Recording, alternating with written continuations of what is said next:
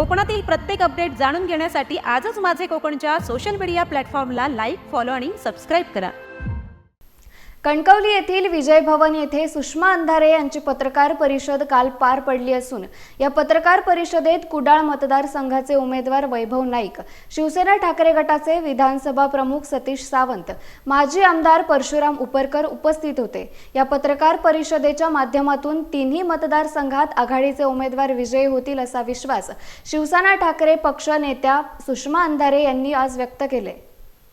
ज्या वातावरणामध्ये ही निवडणूक होत आहे आणि हा संपूर्ण मतदारसंघ जर बघितला तर एक लोकसभेचा मतदारसंघ आणि त्याच्या अंतर्गत 3 विधानसभेचे मतदारसंघ, या 3 विधानसभेच्या मतदारसंघामध्ये सावंतवाडी, कुडाळ मालवण आणि कणकवली पैकी 2 मतदारसंघांमध्ये राणेंचे 2 मुलं अर्थात आमचे भाचे निवडणुकीला उभे राहिलेले आहेत आणि त्यामुळे खासदारकीला वडील उभे राहिले, आमदारकीला दोघे मुलं उभे राहिलेली आहेत।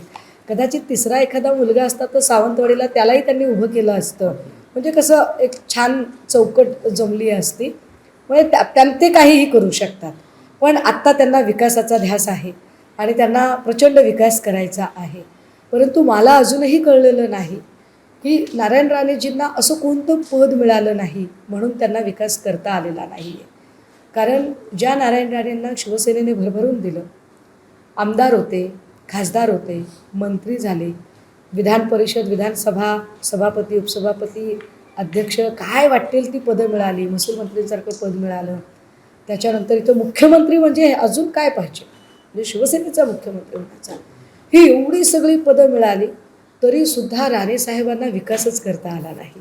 आत्ताही ते म्हणतायत की मला विकासासाठी मत हवं आहे आणि तुम्ही माझ्या मुलांना निवडून द्या आणि मग मी तुम्हाला विकास करून देईन। मग इतके दिवस का बरं विकास झाला नाही? आता प्रश्न असा आहे की जो माणूस मुख्यमंत्री असताना विकास करू शकला नाही, मंत्रिपदावर असताना विकास करू शकला नाही, आता असं कोणतं पद आहे? कदाचित मग आपण त्यांना म्हणजे चुकलं असेल कदाचित की ट्रम्प तात्यांच्या ऐवजी नारायण राणेंनाच उमेदवारी द्यायला हवी होती, म्हणजे अमेरिकेचा राष्ट्राध्यक्षासारखं पद मिळालं की कदाचित ते इकडचा कोकणचा विकास करू शकतील, पण अजूनही तो विकास होत नाही। आम्ही ही निवडणूक लढतोय ती विकासाच्या मुद्द्यावर तर आहेच, पण सगळ्यात महत्त्वाचं इथली जी गुंडागर्दी आहे, इथली जी दडपशाही आहे, जो दहशत आहे, त्या दडपशाही आणि दहशतीच्या विरोधात उभं राहणं हे आम्हाला प्रधान कर्तव्य वाटतं। कारण जेव्हा काही लोक असं विचारत आहेत की शिवसेनेने जे उमेदवार दिले ते उमेदवार थोडे राणेंच्या तुलनेमध्ये पैशानं जरा कमी पडतील का? मला असं वाटतं की ही लढाई धनशक्ती विरुद्ध जनशक्तीची लढाई आहे। नितेश राणे आणि निलेश राणे यांचा भाजपाला गेम करायचा आहे आणि ते उदय सामंत यांना देखील आवडेल असे देखील सुषमा अंधारे यांनी पत्रकार परिषदेत व्यक्त केले।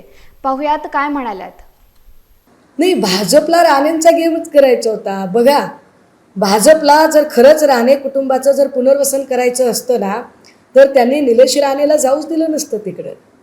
एकीकडे ते निलेश राणेला एकनाथ शिंदेंकडे पाठवतात आणि त्याच वेळेला शेजारच्या मतदारसंघात असणाऱ्या दीपक केसरकर पडले पाहिजेत या आशयाची ऑडिओ क्लिप देवेंद्रजींची पब्लिश होते, व्हायरल होते, ज्या अर्थी ते दीपक केसरकरांच्या मतदारसंघामध्ये या पद्धतीने बोलत आहेत की केसरकर पडले तर पडू द्या, तुम्हाला पाहिजे वाटतंय ना तुमचा माणूस मुख्यमंत्री झाला पाहिजे म्हणून, मग केसरकरांचं काय व्हायचं ते होऊ द्या।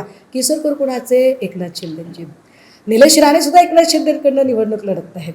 थोडक्यात काय, मुख्यमंत्री पदाच्या अहममिकेमध्ये शिंदे फडणवीसांचे आणि फडणवीस शिंदेंचे एकमेकांचे गडी बाद करण्याची रस्सीखेच या दोघांनी लावलेली आहे आणि मला खात्री आहे की या भागामध्ये नितेश राणे, निलेश राणे यांचा खेळ खल्लास करण्यासाठी भाजपा खूप व्यवस्थितपणे ट्रॅप लावेल आणि ते उदय सामंतांना सुद्धा आवडेल हे मी फार जबाबदारीने सांगते।